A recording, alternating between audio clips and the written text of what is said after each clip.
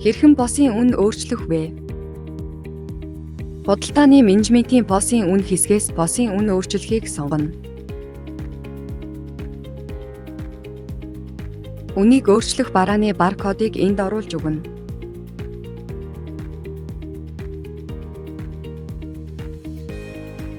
Тухайн барааны босоор зарах үн харагдаж байна.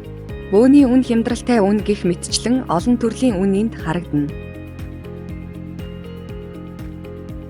Аль салбар дээр үн өөрчлөхөө сонгоно. Эсвэл та бүх салбарыг сонгож болно.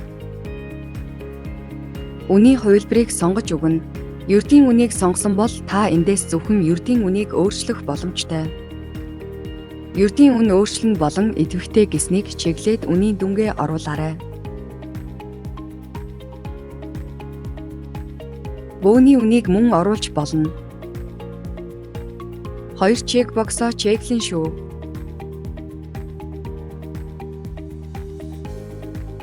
Худалдан авсан тоо ширхэг 10-аас дээш гарвал барааны нэг бүрийн үн нь бөөний үн буюу 800 төгрөг болно гэсэн үг. Хямдралын үн оруулцгаая. Хямдралын үнүүд нь эхлэх дуусах огнооны хооронд хүчинтэй байх бөгөөд хүсвэл та цагаар хязгаарлах боломжтой, өөрөөр хэлбэл тухайн огнооны хооронд тухайн цагт хямдруулна гэсэн үг. Үнийн хувилбарыг өөрчилнө. 2 чекбоксоо чеклэн шүү. Үнийн дүн болон эхлэх дуусах хугацаагаа оруулаарай.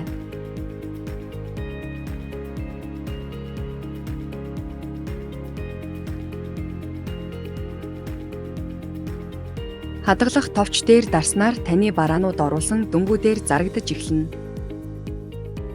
Одоо барааг бөөнөр нь өөрчилцгөөе.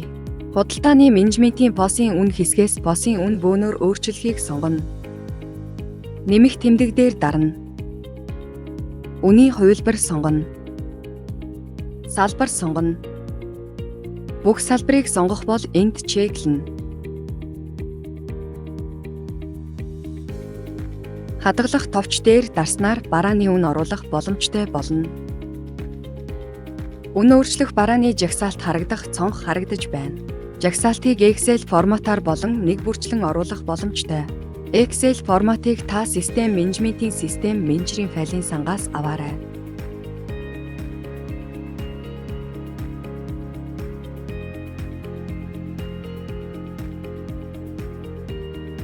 Таны барааны жагсаалт орж ирсэн байна. Хадгалах товчийг дарна.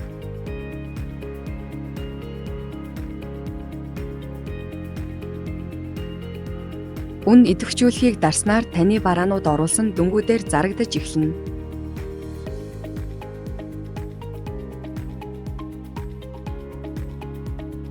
Босын үнийн лавлгаанаас та өөрийн бараануудын бүх дэлгэрэнгүй харах боломжтой юм.